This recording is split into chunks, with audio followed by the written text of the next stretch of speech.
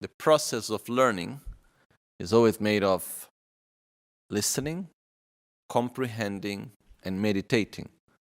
This is fundamental.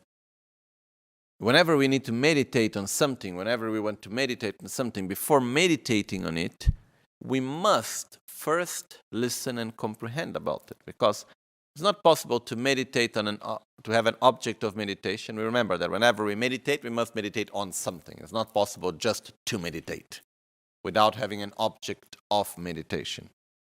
So whenever we meditate on something, there is an object of meditation. We must be able to grab that object of meditation. We must be able to see it, touch it, to hold it. If we are not able to see it, to grab at that object of meditation, how can we meditate on it? It's like, how can we meditate on something that we are not even able to imagine? That we don't understand at all. That's not possible. So that's why the process is, first we need to listen, then we need to comprehend, and then we need to meditate on it. Okay? So when we talk about meditation, there are different ways of meditating, and the sadhanas that we do, such as the sadhana of Yamantaka, it enters mainly in the part of meditation. It's a system of meditation. So there are some very, very fundamental aspects that first we must listen and we must comprehend in order to do the sadhana, because there is a lot of symbology within the sadhana, and the symbology represents something. But if we have no idea about what it represents, even though it's explained to us, we have no way how to understand it and meditate correctly.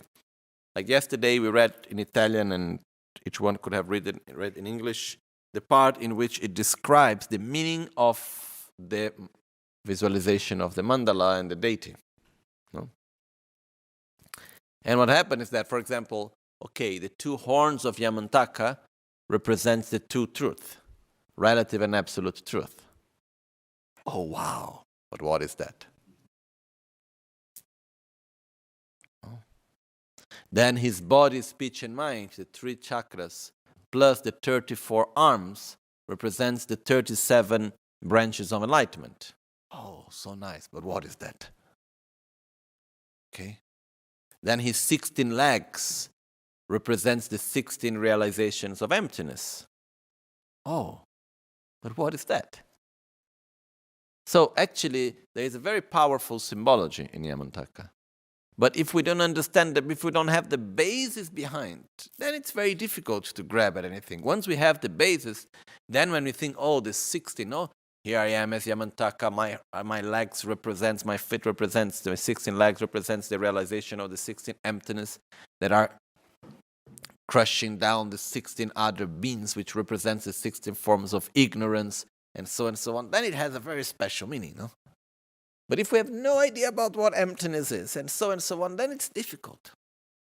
So in this whole process of learning, comprehending, and meditating, first we need to listen, learn, then we need to comprehend, and then there are some very fundamental aspects that are important in whatever practice we do. We cannot divide the Tantra or the secret mantra from the sutra, the part of philosophy. It is like, there is one saying, which in Tibetan is Domena nga hun hun pepe yin, which is the Tantra without the sutra, the Tantra or the secret mantra, because normally the word Tantra is not so much used actually in Tibetan. I mean, the word mostly used is secret mantra, sangak. The word Tantra also is used, gyu, no? Which means continuum. But which is bringing one of the meanings that in Tantra, we need to have the continuum of the lineage, and the teachings is something that we receive. That's why there are the initiations and so on. Anyhow, this is another subject. But we have Tantra, but the word most common word is called the secret mantra or the Vajrayana, which is the diamond vehicle. But anyhow, these are different names to talk about the same thing. So on the vehicle of the Vajrayana, or called as Tantra, or called as the secret mantra, as it says, Domena nga hun hun pepe. The Tantra, or the secret mantra, without the sutra, is just hun hun pepe. And whole sutra here, we mean the whole part of the philosophy. So without the basis of the philosophy, The Tantra is just some sounds of hum hum pe pe. Truly, only hum itself has the whole path to enlightenment, okay? If we just take the syllable hum and we meditate correctly on hum, the whole complete path to enlightenment, it's only inside hum. Okay, actually inside pe also. But pe symbolizes eliminating ignorance and eliminating through the correct view of reality and so on, okay? Hum symbolizes the union of relative and absolute truth and great bliss and the union of bliss and emptiness and so on. Anyhow, this is another subject. But this is one of the great aspects of Tantra. Once we have the basis of the sutra, only through one syllable is possible to connect and to have the whole complete path to enlightenment. It's really, when we really go to it, it's so beautiful, it's so touching in this way, it's so incredible, because it's like one syllable can show us the complete path to enlightenment. Okay. Maybe later we talk about this, but I didn't say this in Italian, so you have extra in English. But what happened was that on the basis, in order to be able to practice the Tantra, we must have the basis of Sutra. It is like this. Everything that is in the Sutra, you have on the Tantra. The part of Vajrayana is like an extension of the Mahayana. You cannot have the part of Vajrayana without having the base of the Sutra. You cannot have the part of the Tantra without having gone first through the Sutra. There are aspects of the Tantra that are not present in the Sutra, but the aspects of the Sutra are present in the Tantra. Okay? And the essence of this is called the three main aspects of the path. There are like three fundamental aspects that we must go through in order to be able to practice any sadhana. It doesn't matter if we want to practice Yamantaka, Guhya Samaja, Heruka, Kalachakra, self-healing. To really do the practice in a serious manner, we must go through first the three main aspects of the path. It's like if we try to build up our practice without going through the three main aspects of the path first, it's like wanting to build a beautiful house, a very high building, without thinking how to do the foundations. And without doing the foundations, actually. So we go there, we buy the windows, we make the roof, we do everything beautifully, but then when we try to put everything together, it falls apart because there is no foundation. So the foundation is extremely important. Once we have a good foundation done, then on top of that we can build up anything. Okay? So what are these fundamental aspects, which very kindly Lama Tsongkhapa explained to us in very clear manner? The three main aspects of the path are what create this foundation. Okay, without these three, the practice doesn't have even the basis. We will see this because actually I want this morning to start explaining the sadhana. Then I said, okay, but without these three parts, even the very beginning, okay, after the lineage prayers, that's okay. But after we finish the lineage prayer, the very beginning, transformation of the inner offering, how to explain that without this? It's not possible even. Okay? So we must first do this, have this understanding that there is this basis. And this is fundamentally important. So what are these three main aspects of the path? In a very simple way, without entering into many details, because if we enter into details, then we take not only the whole day, but the whole week, at least, okay? To go clearly through the three main aspects of the path, okay? Which we have done many times here also. But so we will just go briefly to the essence. The first passage, which is fundamentally important, without which it's not possible to go to the second, is called a definitive emergence. Definitive emergence is the certainty that we can go out of the cycle of suffering of samsara. Okay. Following a metaphor is like first acknowledging that I am in a jail, I am in a prison, because Somehow it's like, okay, I was born in this prison, so I don't know really that it is a prison. So suddenly I understand that actually I am in a prison. And then I develop the determination that I am able to get out of the prison and I will get out of this prison. So first I need to recognize the prison as a prison. Second, I need to recognize that I am able to get out of the prison. Third, I develop the determination that yes, I will get out of the prison. Okay? When we develop this determination, I will get out of the prison, that's when we have this definite emergence, which is this certainty that yes, I will get out of this. And together with that, we need to act in accordance. This brings us the action to do what we need to do in order to avoid suffering and to do what we need to do in order to generate the positive qualities. If we follow the metaphor, to develop this so-called renunciation, which is the other word that is given, but its definitive emergence is a better translation, Nyebarjung in Tibetan, or Ngechung, it has these steps. First step, recognize that I am in jail, in the prison. Recognize the prison as a prison. Second, recognize my own ability to get out. I have the potential to get out of the prison. Third step, have the determination, yes, I will get out. Fourth step, I do what is necessary to get out of prison. So this is the third step that we do, okay? So, the fourth step. So this is something that is actually very important for us. So if we go out of the metaphor and we go to the actual meaning, first step means recognizing samsara as samsara, recognizing the cycle of suffering in which we live. What is the cycle of suffering, so-called samsara? Which actually, literally, samsara just means cycle.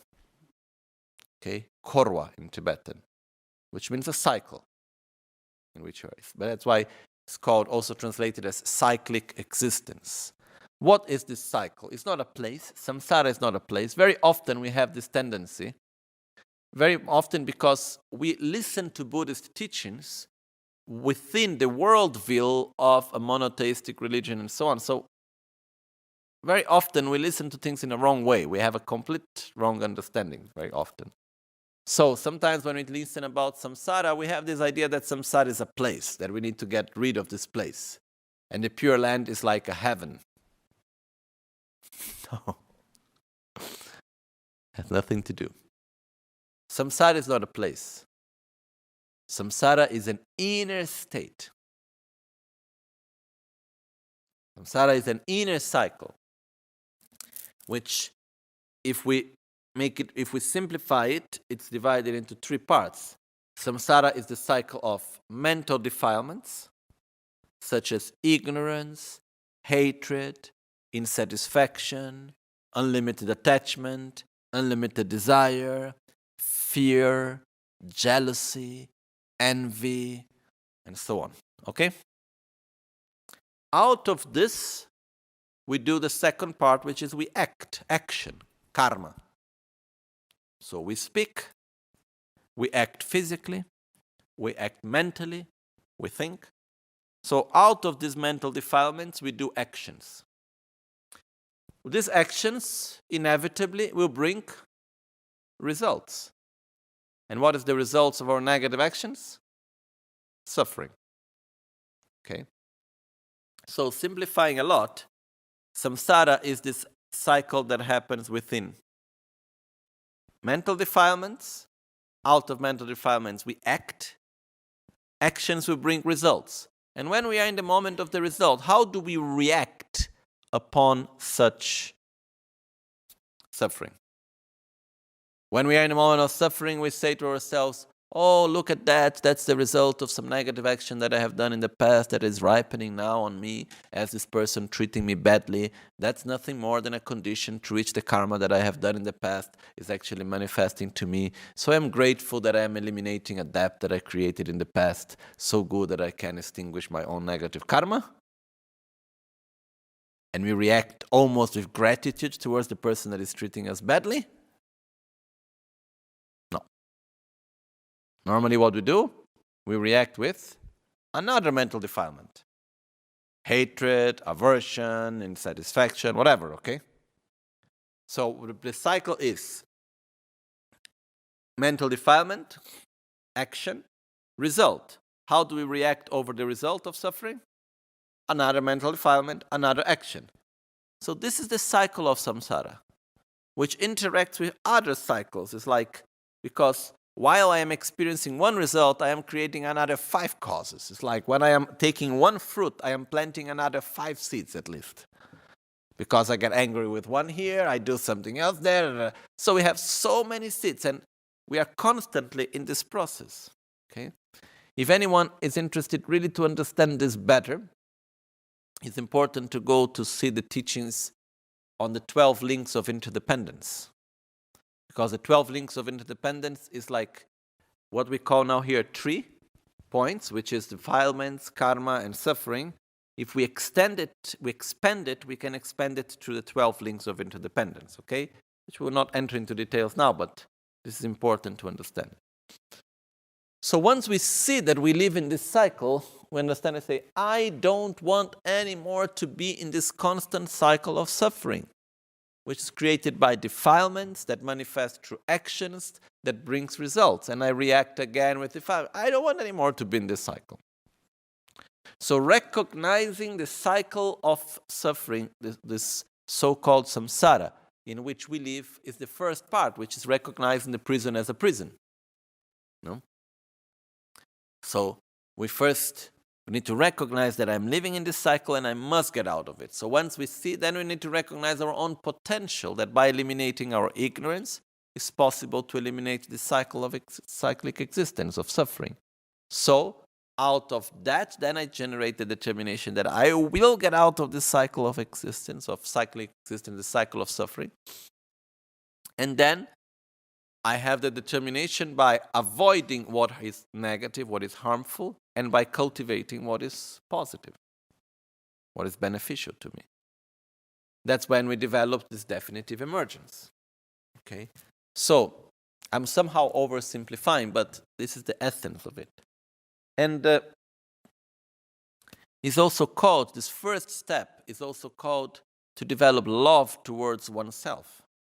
Love towards ourselves means having a clear picture of what is happiness and having the strong determination to cultivate what is beneficial for me and to abandon what is harmful to me. That's what we mean by developing love towards ourselves, which is also called this definitive emergence or renunciation, which means to renounce suffering and the causes of suffering. Okay? This is the first step. The second part is called bodhicitta. Bodhi means enlightenment, citta means mind. So the mind of enlightenment. What does that mean? Once I develop this clarity of my own cycle of existence, and one thing I forgot to say, how do I develop this definitive emergence? The process is based on first relying correctly upon our guru, and on the spiritual path. Then there is mainly the part is recognizing the preciousness of this life, certainty of death, our own impermanence, the general and specific sufferings of samsara, the law of karma. While by familiarizing ourselves with all of this, this will naturally bring us to this state of definitive emergence. Okay?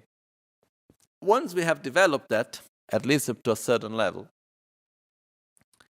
even though it's not spontaneous, at least if we are able to generate it artificially, this strong feeling. Okay, that's already a good step. Then we need to go to the development of bodhicitta. Bodhicitta is a consequence, actually, of renunciation.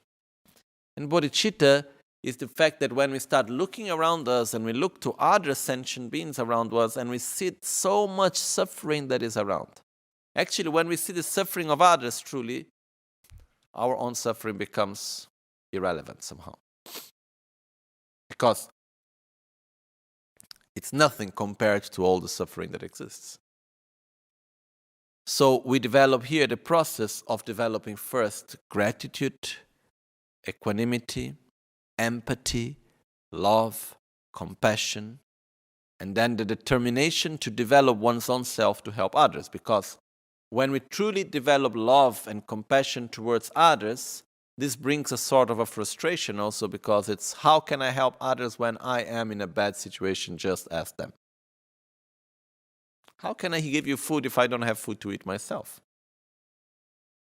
How can I help you to stop being angry if I get angry every once in a while? How can I show you the correct path of wisdom if I am myself in the middle of ignorance? It's not possible. So first I must develop myself so I can actually guide others and help others. So when we have this very strong determination, which is based on love and compassion towards others, and we have this strong determination, I must develop my qualities to their maximum potential. I must reach the state of Buddhahood in order to help every sentient being to get out of the cycle of suffering. That's when we develop the so-called bodhicitta. Okay? And the methods to develop bodhicitta, there are mainly two methods which were taught, which is the 7 causes and result, and equalizing and exchanging oneself with others, which we were explaining the second method, this last course that we did here, the teachings that were done during the pre-period of Christmas and New Year, okay? On the 7 points mind training, where we go through the details of how to develop this also. So one of the reasons why developing love is so important and compassion is so important is that to practice seriously, it takes effort. It's not something easy. Even just to think how difficult it is just to look at one's own eyes and deal with our own shadows. It's not easy, right? It takes energy, it takes effort. It takes effort to go beyond our own bad habits, to generate positive habits, to do all of that. It's not easy. And when we think only about ourselves, there is a point that we can get in which somehow we just say, okay, yes, I know it would be good, but I'm okay how I am also, Okay, this samsara is not okay, but it's not that bad. Finally, it's quite okay, It's like the effort for the solution looks worse than remaining in the problem. So, it's like we know that what we are doing is harmful, but still, it's so much effort to change that I prefer to remain where I am. But instead, when we have others to take care, others to help, this love and compassion give us a very, very strong energy, give us a strength that is thousands of times stronger than just thinking about ourselves. And this strength is one a very important part in order to help us on our own path to enlightenment. So, love and compassion, bodhicitta, is what gives us the strength for our path and the purity also of what we do. Okay? And this is one of the fundamental aspects of the path of Tantra, bodhicitta. That's why we will never ever do any practice of the Tantra without first developing bodhicitta. It's on the very basis of it. The third main aspect of the path is called the correct view of reality. The correct view of reality is, again, fundamentally important. It's not possible to do any part of the practice of Tantra, actually, without having gone through first the correct view of reality. Okay, we can recite the mantras, we can receive the blessings, but to do it in a minimum serious way, we must at least go to some sort of understanding of the correct view of reality. That's fundamentally important. And when we will go just now after, we will go through the beginning of the explanation of the sadhana, you will see that in the very, very beginning of the practice, what comes out? Correct view of reality. Without that, it's not even possible to explain the sadhana. Okay? And it's a fundamental part in the whole path. So, in very few words, let's try to understand what we mean by the correct view of reality. Okay? This is something that takes a long time to explain it really well, but making it very, very simple. We have also in the teachings that we're giving this last course during New Year time, also inside of the 7 points mind training, there is also the explanation of the correct view of reality in more details.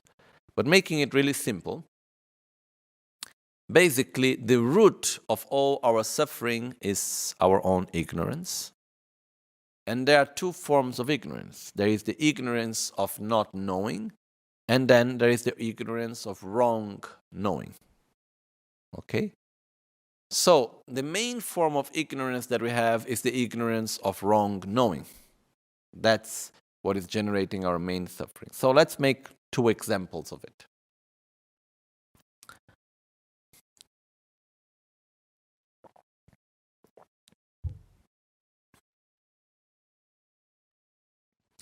When we look to the world around us, let's take an example, anything that we can perceive through our senses. What we can listen, what we can see, what we can touch, smell, taste, and so on. Let's take, for instance, these flowers here, okay? When we look at the flowers, how does the flowers appear to us? As being constant, in constant transformation, or they appear to us as if they were static?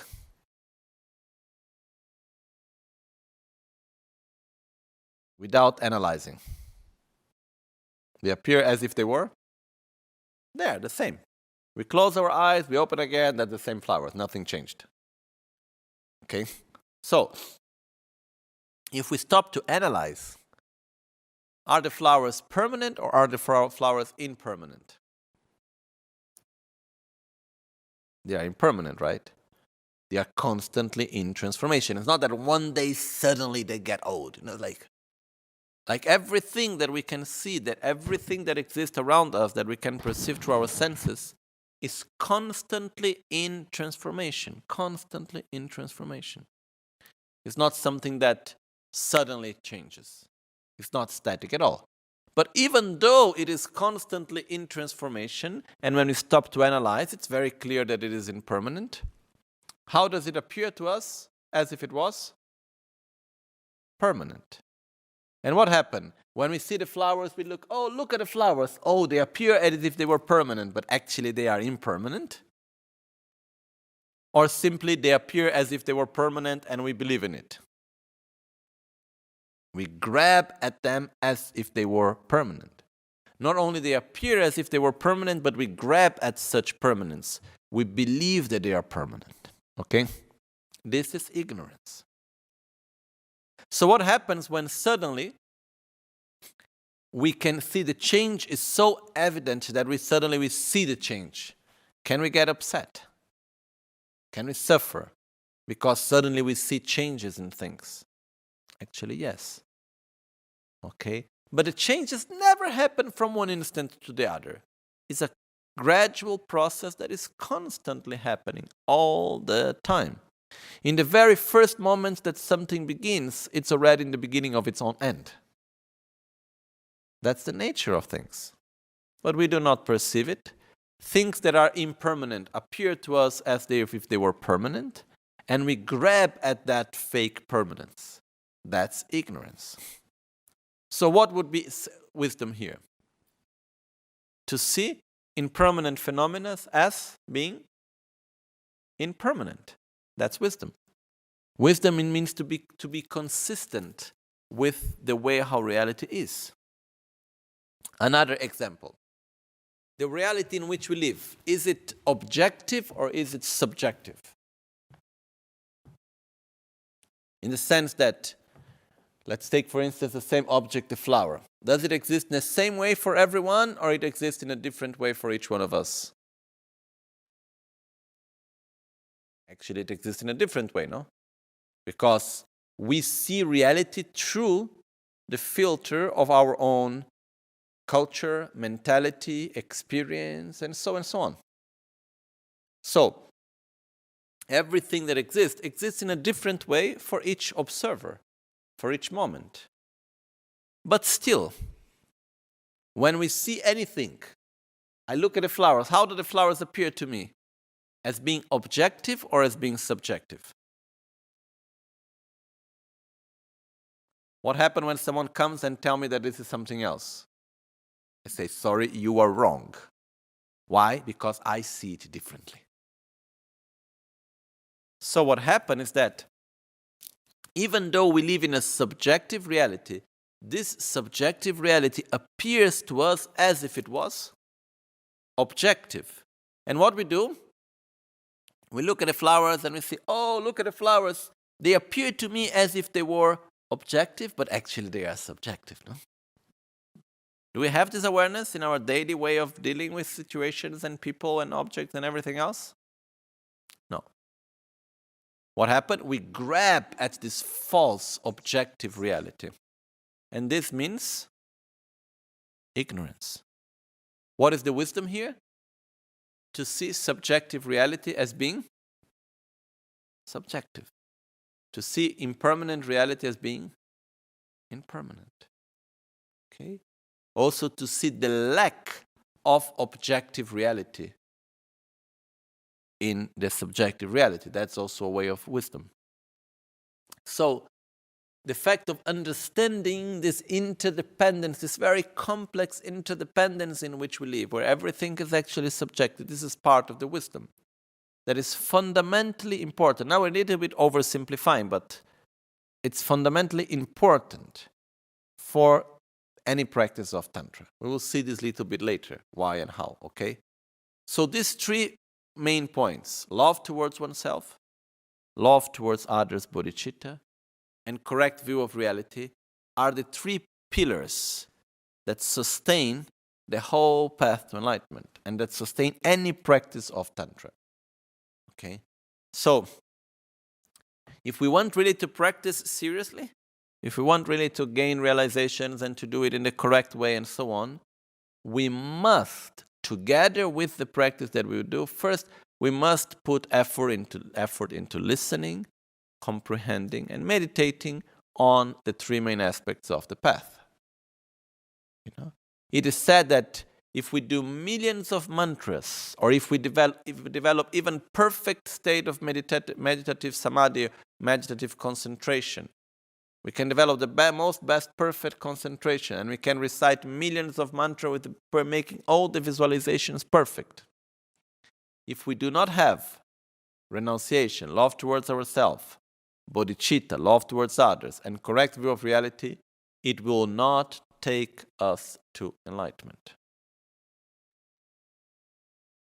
So, it's not important, the three main aspects of the path. They are fundamental. Okay? So, I wanted to bring this basis because now that we are going to open the sadhana, without this there is no basis actually, okay? So first we need to go through this. So we did it very briefly, but it's important to go through this first, okay? The sadhana that we will see is a very short version of the Yamantaka sadhana, which was written by Kyabche Paponka Dechen Yingpo. And I prefer to, for different reasons, we will do the short sadhana explanation. One is a reason of time. Another is a reason that if we start to explain the long sadhana, for many people it may be too many details. Okay? So we can do then, in other occasion, it's possible to go through, for those that have more interest, it's possible to go through the explanation of the detailed long sadhana. But anyhow, if there is anyone that have received the empowerment of Yamantaka, as many of you have, and is interested into understanding better the practice of Yamantaka, going more into details of the sadhana and understanding step by step of the sadhana and so on, there is this book, which is a translation of the book that was, of the text that was written in Tibetan by Ngulchu Dharmabhadra. Ngulchu Dharmabhadra. And there is here two texts, and then there is also by the fifth Rinpoche Losang Lungto Tenzin Trinle, but mainly the text of two texts actually, two commentaries on the practice of Yamantaka in this book. Two important commentaries, a very well done translation. And the name of the book is The Roar of Thunder. The Roar of Thunder, Yamantaka Practice and Commentary.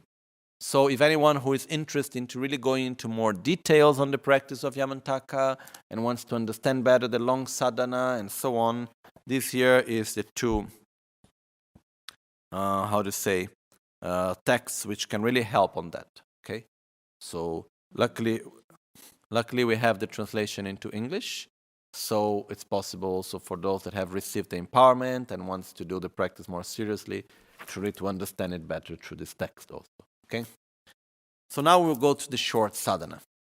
So we start in page 64. And the sadhana was written by Kyabche Papunka Dechen Nyingpo. Kyabche Papunka Dechen Nyingpo was the guru of Kyabche Trichan Rinpoche. Kyabche Trichan Rinpoche was the guru of Lama Ganche Rinpoche. So we have Kyabche Papunka Rinpoche is also depicted on the wall painting on the left side. That's the master on the left side there. And Papunka Rinpoche was a very, very important master because out of his wisdom and realizations and kindness, basically at his time, he was born in 1878 and he passed away in 1941. And during his lifetime, he was actually one of the most important masters within the Gelupa lineage. And basically, almost every master of the Gelupa lineage at his time were somehow his disciples. So it's like, if we take the lineage, there are periods in which the lineage goes through many masters. And there are moments in which there are some masters that are so incredible that almost everyone goes through him. So if we take most of the lineages of practices, Lamrim, Yamantaka, Guya Samaja, Hiruka, Vajrayogini, if we take most of the practice, all the lineages, the lineage of Lojong and everything, they go through Papunka Dechen Nyingpo. Okay? So it is a very important master. And the two sadhanas that we have here, they were written by Papunka Dechen Nyingpo, and they were based on the sadhana that was written by the fifth Dalai Lama, Kelsang Gyatso, who was a special practitioner and teacher of Yamantaka also. And then which were based on sadhanas that were written before, coming from the time of Lama Tsongkhapa, coming from originally from Ralo Tsawa and other masters also. Okay, so basically this is the the lineage that we have, and the sadhana that we have here. This very short version. It's very, very short, very condensed version, which was done because in these times of the generation that we live, in these modern times where people have no time, that's why Papunka Rinpoche very kindly made this for us, okay? In order to be able to keep the contact with the practice daily. The main parts of the practice are all here, but in a very condensed manner. So we start the practice with the request of the blessings from the lineage. And this is something very important. Even when we talk about Tantra, just the word Tantra means continuum. So it means like the continuum of blessings. That's why in Tantra to receive the empowerment is fundamentally important. Okay? At least we must have a transmission, but it's very important also to receive the empowerments. So this continuum is through which we receive the blessings. And it is said that if we take any sadhana, any practice, we can do it with a lot of dedication and concentration and do all the visualizations and recite all the mantras. If we have not received correctly the initiation and the transmission from an uninterrupted valid lineage, it remains only an intellectual process. So that's why it's fundamentally important to have the transmission and so on. And here we connect to that lineage in the very beginning of the practice. So the first thing that we do is we request the blessings of the lineage, like connecting to this continuum of blessings that have come starting from Buddha. As Buddha himself, when teaching the Tantra of Yamantaka, he manifested himself as Yamantaka. Okay? Yamantaka is a manifestation of the Buddha of wisdom Manjushri. Is inseparable of Manjushri, is actually a wrathful aspect of Manjushri. So by practicing Yamantaka, we also practice Manjushri together. Even in the more detailed visualization, there is Yamantaka in the heart, there is Manjushri also. So it always goes together. And so why in the beginning of the lineage, as we see, it says, Kyabda Jambe Dorje Shinjeshe Gyawakungo Jesun Songkapa Yabse Gyubrache Batamchela Sawa de Songo Runam Sol. So, to the all-pervading Manjushri Vajra Lord Yamantaka, we start by requesting the blessings of Buddha Yamantaka, which is a manifestation of Manjushri, but is also inseparable of Buddha Shakyamuni himself. Is that we don't say all place that take first, the first of the lineage is Buddha Shakyamuni. Actually, Buddha Shakyamuni and Yamantaka are inseparable in this manner. Because when Buddha Shakyamuni transmitted this originally, transmitted in the aspect of Yamantaka. So it always starts in the aspects of Yamantaka. That's why when we go to the sadhana of Guhya Samaja, the first one of the lineage is Guhya Samaja. In the Yamantaka, the first of the lineage is Yamantaka, and so on. Okay? Yamantaka as the Buddha, inseparable of Manjushri, which was manifested by Buddha Shakyamuni in the very beginning. So, to the all-pervading Manjushri, Vajra Lord Yamantaka, to the fatherly, most venerable Jetsun Tsongkhapa, so to Lama Tsongkhapa, who is the father of the lineage, Gyawa Kumo Jetsun Tsongkhapa, which is in the inseparable of all the Buddhas, together with the lineage of your spiritual disciples, you are in actuality all the Buddhas. To all of you I make request, bestow on me please the two powerful attainments. So we ask here the blessings of all the lineage, starting from Yamantaka, going there to Yeshigi Kandroma. After Yamantaka in the lineage there is Yeshigi Kandroma, the wisdom Dakini. From the wisdom Dakini, Jnana Dakini, here comes Lalita Vajra. After Lalita Vajra, there are all the different lineage of the masters that come until reaching to our own root guru. So, if we go actually in page number 6, where we have the long lineage prayer, here we start asking the blessings of Yamantaka, then there is the foremost Dakini, then there is Lalita, and so on, and then it goes to Amoga Vajra, Jnana Karagupta, and so on, going until it reaches our own root guru, Lama Ghanchen Rinpoche. Okay? So, this is the way how it actually, the lineage goes. And traditionally what we do in the long lineage prayer is as the generations pass, we always add the lineage prayer, request, the blessings request prayer of our own root guru. It's always being added. And if we receive the initiations from more masters, we normally have the prayer of our main root guru, okay, which we see as inseparable of all others. Like, I received the Yamantaka empowerment from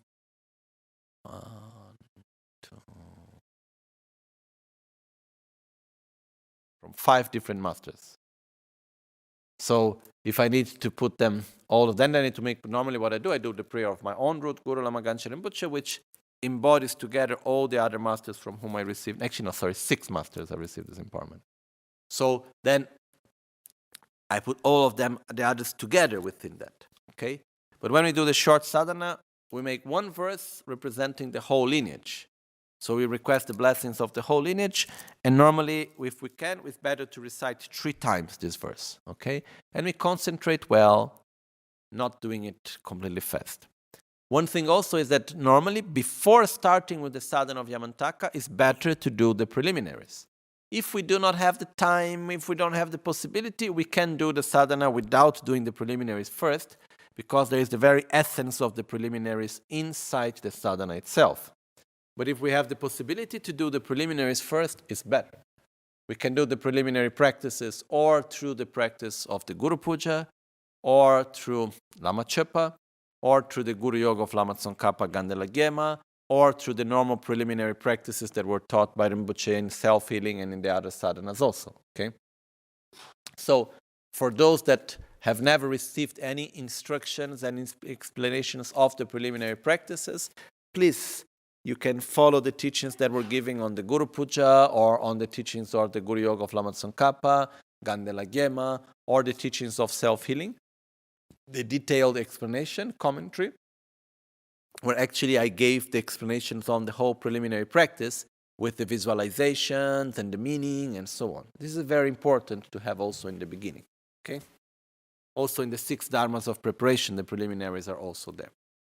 Anyhow, now, so the best way is first we do the preliminaries and then we start with the sadhana. If for whatever reason this is not possible, we can go directly to the sadhana also, because the essence of the preliminaries are there. We first request the blessings of the lineage. Second, they do the part of taking refuge and generating the bodhicitta, which is generating the first 2 of the 3 main aspects of the path that we have just talked before. Okay? So, The three main aspects of the path, we generate them right away. First one, by taking refuge. When we take refuge, Kunjo Sumla Kyapsudro, I take refuge in the three jewels, Buddha, Dharma, and Sangha, or in the context of Tantra, as we explained yesterday, is the Guru, the Yidam, and the Dakas and Dakinis. Okay? So basically, when we take refuge, it means I want to get out of the cycle of suffering. Please, Guru Buddha, help me. So we are actually generating that strong intention to get out of the cycle of samsara. That's what we generate in the moment that we are taking refuge. So when we say here, Kunjo Sumla Kyapsudro, I take refuge in the Buddha, Dharma, and Sangha, or I take refuge in the three jewels, it actually has this meaning of requesting, because in English it's translated, I take refuge in Buddha, Dharma, and Sangha. In Tibetan it's not saying Buddha, Dharma, and Sangha. It's said, I take refuge in the three jewels. Okay? This is why I said yesterday that I don't trust so much translations, for example. Okay? Because when we say, I take refuge in the three jewels, which it literally means the three precious rare ones, Kun Chok. Kun means rare, Chok means excellent. The excellent from the rare, okay? From within what is rare and excellent. That's why it's translated as jewel also. But when we say I take refuge in the three jewels, in the Tantra, three jewels is the Guru, the Yidam, and the Dakas and Dakinis, or the Virya and Virinis. And instead, in the Sutra, is Buddha, Dharma, and Sangha. But when we put in the translation Buddha, Dharma, and Sangha, we are already closing some door, somehow, you know? So the real meaning, the real translation is, I take refuge in the three jewels. Okay? It's not wrong, Buddha, Dharma, and Sangha, but it's somehow restrictive. I shall liberate all living beings and lead them to their own enlightenment. I shall develop purely a bodhicitta enlightenment motive, which means I want to reach enlightenment. Why? Because I want to help all sentient beings. So I generate the intention to liberate all sentient beings from suffering, and for that I will do the practice of Yamantaka. That's what we are generating here. So, in order to be able to generate this correctly, as we said before, we need first to have listened, comprehended, and meditated upon renunciation and bodhicitta. If we have this experience before, then here it's just like entering in contact with that state of consciousness and regenerating it again. Okay, that's the meaning of what we do here. And it's very important to do this first part of the sadhana with time, with space, not just to recite it fast. What I'm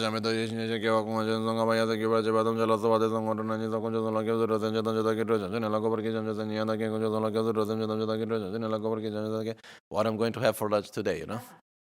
That's not the way, because what happens is that if we are reciting fast, because maybe we are very used to do the sadhana very often, then we recite very fast, and then suddenly our mind is somewhere else, you know.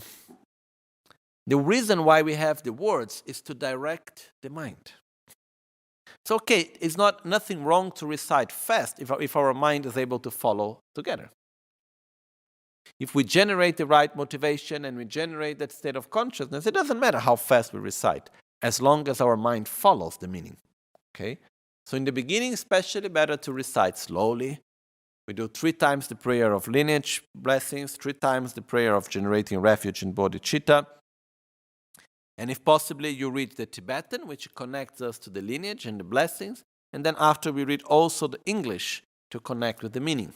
Once you know what is the meaning, what is the state of consciousness to generate at that point, then you don't need even to read the translation. You just go with the Tibetan. The important thing is to generate that state of consciousness. Okay?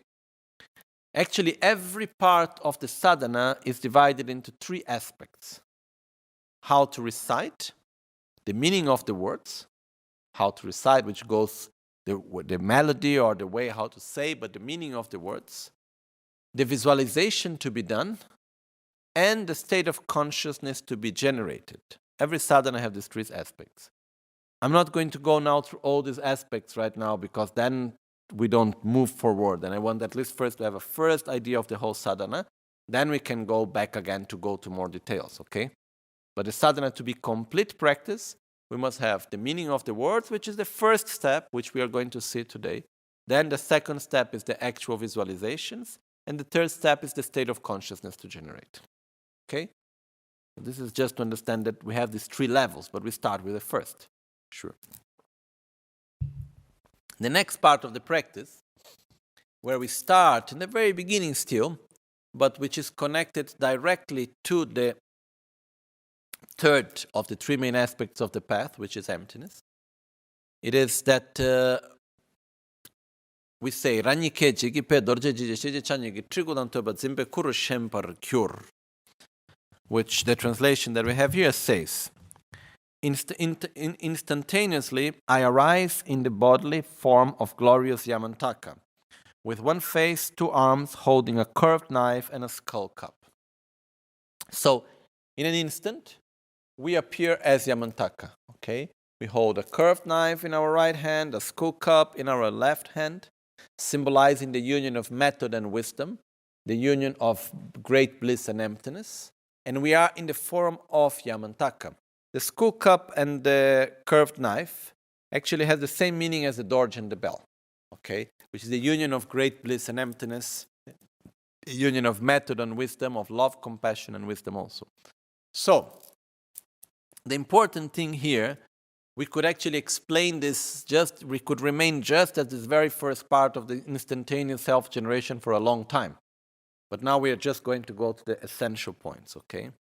First thing is that we need to generate ourselves as the Buddha, Yamantaka, in order to do the purification of the offerings and the purification of the place and so on. And it's one of the essential points of the practice, which is to generate ourselves as the Buddha, to bring the result into the path, to see ourselves as the Buddha. But in this moment, we need to abandon our own ordinary identity. Okay? And the way to do that is by simulating the process of death and by meditating on the clear light of death. And actually, to really do this well, we need to meditate on the lack of inherent existence of our mind within the state of clear light. That's from which we should generate ourselves again as the Buddha Yamantaka. So, we dissolve, everything dissolves into light, and then we meditate that everything, there is nothing more than this infinite light which lacks inherent existence, so that's the meaning of emptiness. And from within this state of clear light, we appear as Yamantaka. All this very quickly, okay? Later in the sadhana will come the same visualization in a more detailed way. But here it just happened very fast. It is said that we generate ourselves as Yamantaka just as one fish jumps out of water, like poof, in one instant, okay? So it's like everything dissolves, and we appear again as Yamantaka.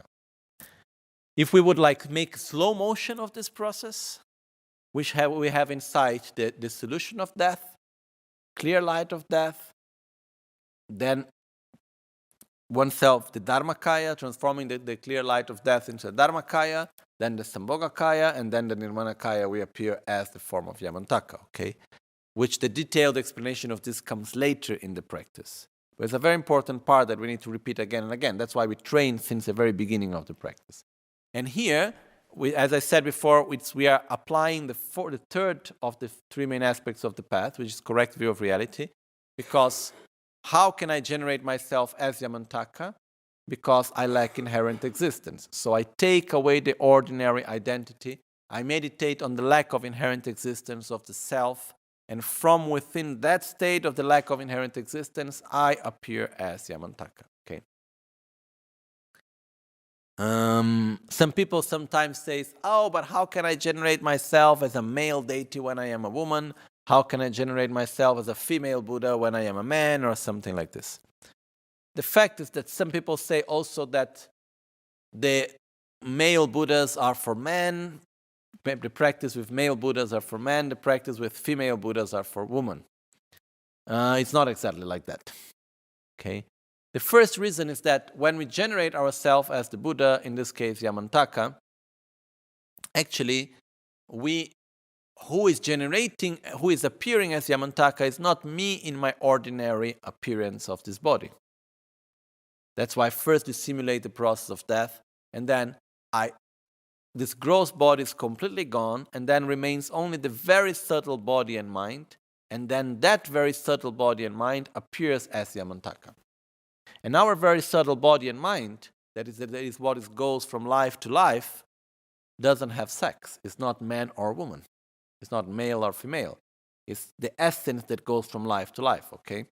So it's important that in this moment, it's not that I am here, me, Lama Michel, whatever, and I appear as Yamantaka. No, I am Yamantaka. And Lama Michel is gone, luckily. Okay? It's like we take away the ordinary appearance and the grasping at the ordinary appearance, and the only thing that remains is me as Yamantaka. Nothing more than Yamantaka being there. Okay? And in this moment, there is no more difference, man and woman. It's gone, this ordinary appearance. Okay? So, in order to do that, we must meditate on the emptiness of the self. It's not possible to generate ourselves as the deity, as the Buddha, without meditating on the lack of inherent existence of the self, actually. Okay? But I don't want to go into details right now on this. We will go on details on this on the next part of the practice when it actually gives more emphasis to this, okay? So again, we saw that we started with generating bodhicitta, and right away we went in the correct view of reality. Without that, we cannot even do the very beginning of the practice, truly, okay? To do it in a very precise way. So in this first moment, we generate ourselves as Yamantaka, holding a curved knife and a skull cup, There is, on the throne of Trichan Rinpoche, I saw yesterday there is an image of one face, two arms, Yamantaka, very beautiful one. There is a picture from one tanka that is in Rinpoche's house in Nepal. It's a very special tanka of Yamantaka also. Anyhow, the next part is when we do what is called the transformation of the inner offering. Okay? The inner offering is a very complex and very profound practice. Actually, within the inner offering, if we do it really correctly, the whole part of the whole generation and completion stage, everything is inside the inner offering.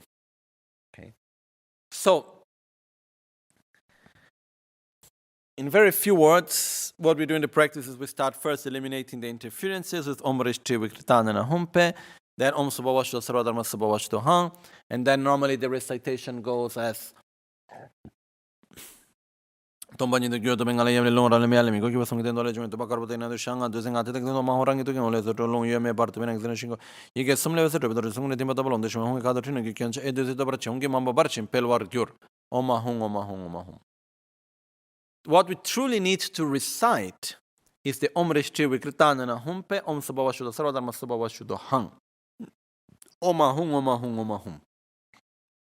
The rest in between is just the description of the visualization. Okay? So what then, if we go in the long sadhana, we have the long description of the visualization. In the short sadhana is a short description of the visualization. The visualization is the same. It's just in that in one sadhana is explained in a long way, in details, the other sadhana in the short version is explained without details. So, there are two main aspects that I wanted to explain here. Because if we go to read the description of the visualization, it's quite disturbing somehow.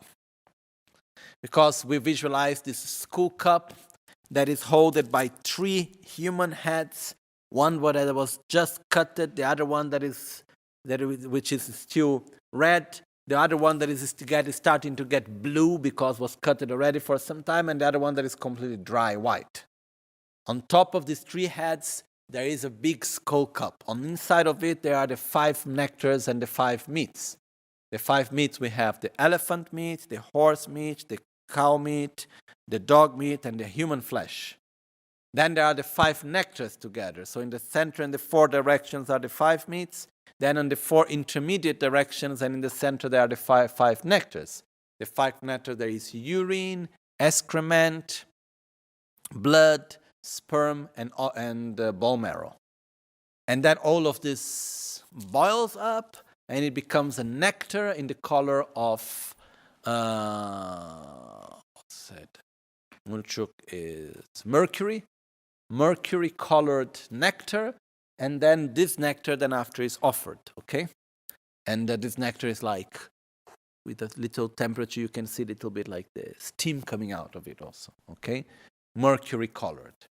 So, there are two meanings of this visualization that I want to bring. One meaning is that the five nectars represents the five elements. The five meats represents actually the five aggregates, which means our body and mind. Okay? And then when we talk about inner offering, it means transforming our body and mind into a pure state and generating the inner state of bliss. Okay? Inner represents everything that is inside of us, such as our body and our mind. Okay? So in this visualization, there are two aspects here. One aspect, which is the part when it says in the visualization that there is the school cup, inside of which there are the five nectars and the five meats, which represents our own crown chakra, and it represents our own elements and aggregates. And then, as the wind blows, it represents the wind from our sacral chakra going inside the central channel. Then the fire of the Tummo at the navel goes up. The heat goes up to the crown, where it melts the white bodhicitta at our crown, and then it fills the whole body with a sensation of bliss. The same meaning as when we do in the practice of self-healing, Eyam Ram Lam Bam. Okay? This is one part of the visualization. But together with that, there is another part of the symbology, which is represented by the five nectars and the five meats. One of the meaning, there is different ways of explaining it. There is a specific meaning for each one of them and so on. But generally, what happened here is that the five nectars and the five meats are substances that culturally are seen as impure substances, right? I think in every culture, if we put to someone on the table the five nectars and the five meats, it would not be so well seen, okay? Especially in the time where these teachings were given originally in India, where was for the Brahmas, for example, every type of meat was impure, and then it would just get worse until when you get to human flesh, then you really get to the worst of impure substance that you can eat. And then on top of that, if you put the five nectars also. So one of the very important aspects of the Vajrayana path is that we must be able to go beyond our own preconcepts.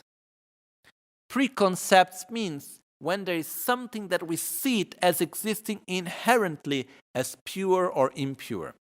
Something that we see inherently in whatever way. So, because ultimately, one of the main important things that we need to do in Tantra is to eliminate the ordinary appearance and the grasping at the ordinary appearance of our own self. And which is the strongest of all the preconcepts that we have? That we are impure. I am an ignorant, impure being of samsara. And we have this identity of ourself as being impure, as if we would exist impurely, inherently, by one's own self. When actually everything that exists is interdependent. Nothing exists objectively, as we have said before. Okay? So, if we take the example, let's take the example of excrement. Okay? Excrement, how does it appear to us? Oh, it is something disgusting because I apply such concept to it, because I attribute such value and meaning to it, or excrement is disgusting by its own nature? How do we relate to it? It's disgusting by its own nature, right? But if we are not able to go beyond the preconcept that we have, for example, on excrement, how can we go beyond the preconcept that we have on our own selves as being an ignorant, suffering being and so on? Not possible. So, one of the bases of Tantra is the correct view of reality. Is seeing that every phenomena lacks inherent existence, even shit. So, if it appears inherently to exist inherently as being something impure, it means I see it as something objectively impure. I cannot see it as being of the nature of emptiness, of lacking inherent existence. So, it is said that in the old times, which are talking at least like 1,500 years ago in India, in Tibet, it said that it was not like that. But originally in India, in the time of the Mahasiddhas, where these teachings were never given in a formal institutional context, just in a direct personal context between master and disciple.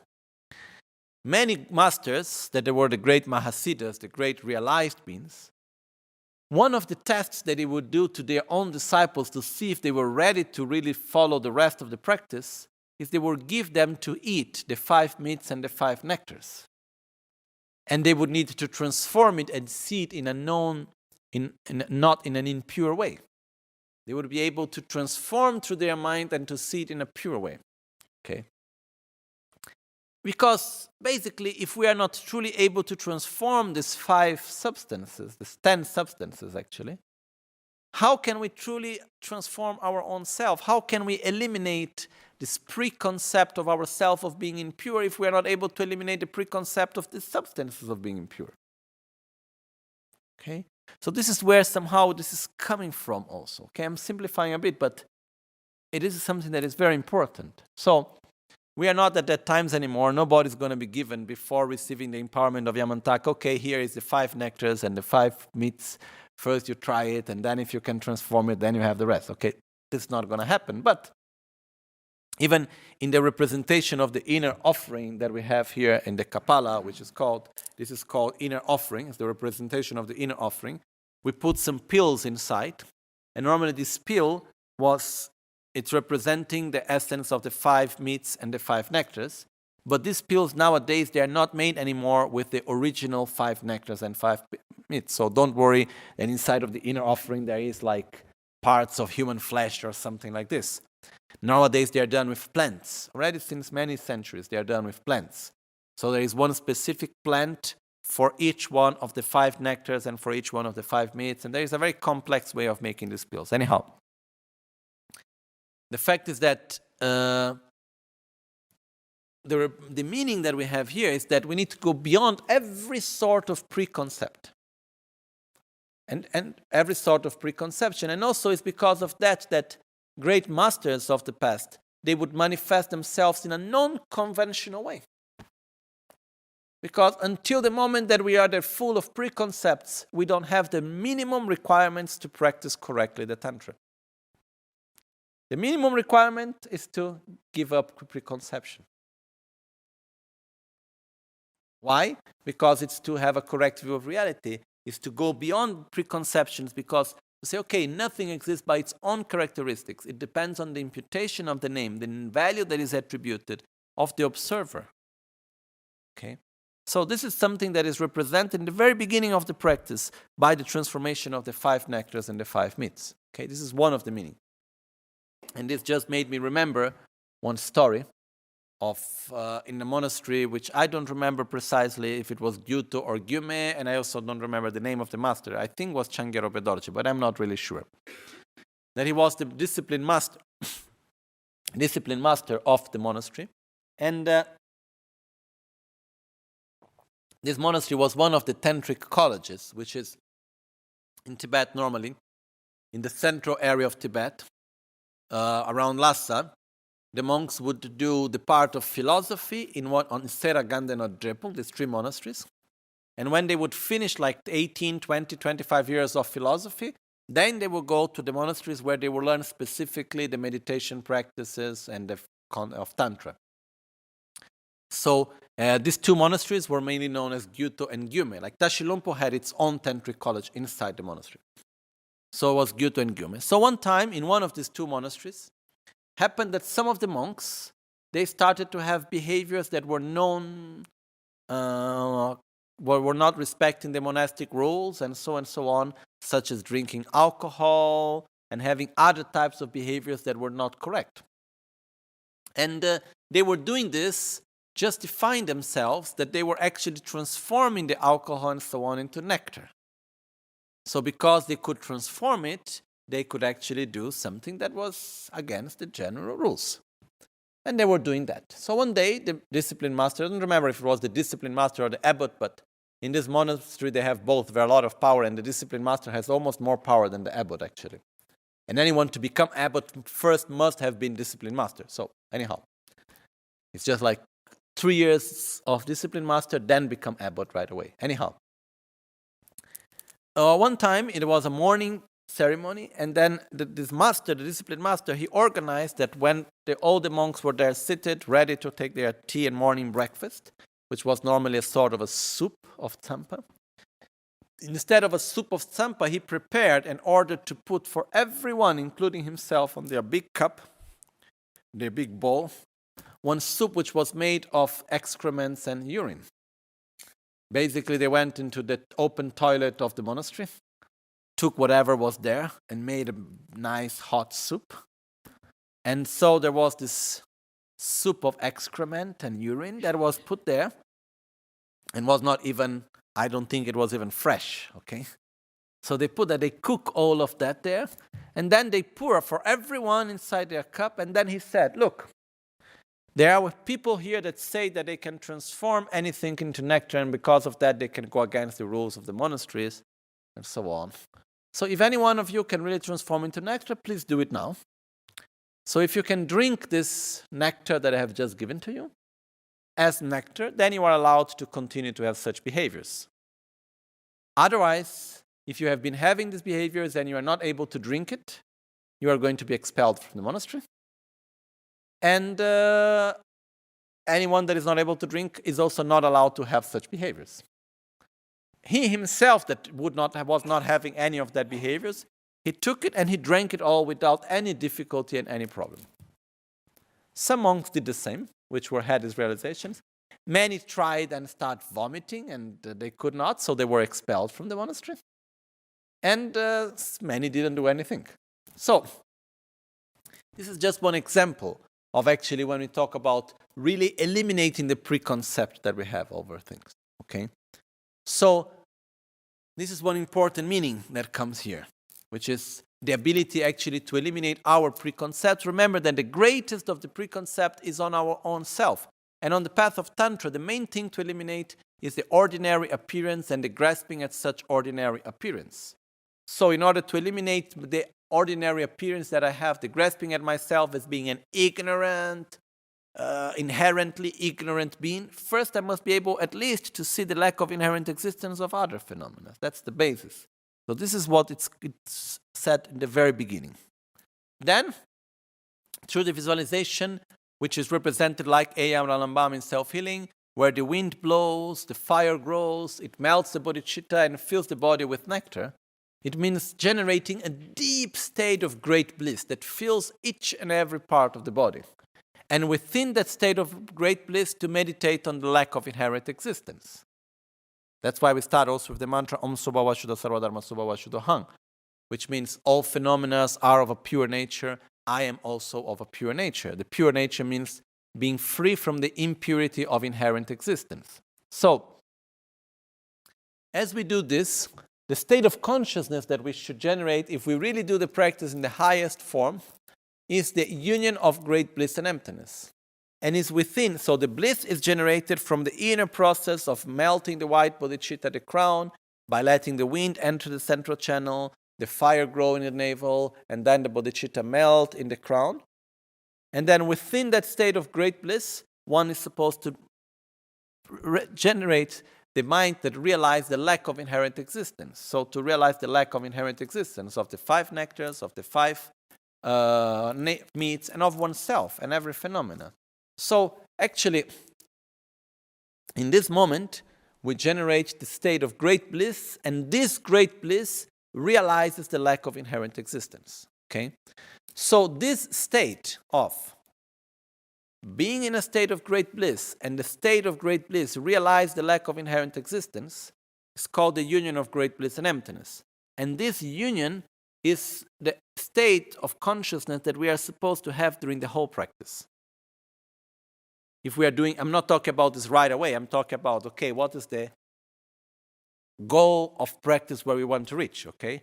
If the practice is done completely in a perfect manner, since the very beginning we generate at this point the union of great bliss and emptiness, and we remain within that union of great bliss and emptiness during the whole practice. So our mind is in great bliss, and this great bliss realizes the lack of inherent existence, and we remain single-pointed on that.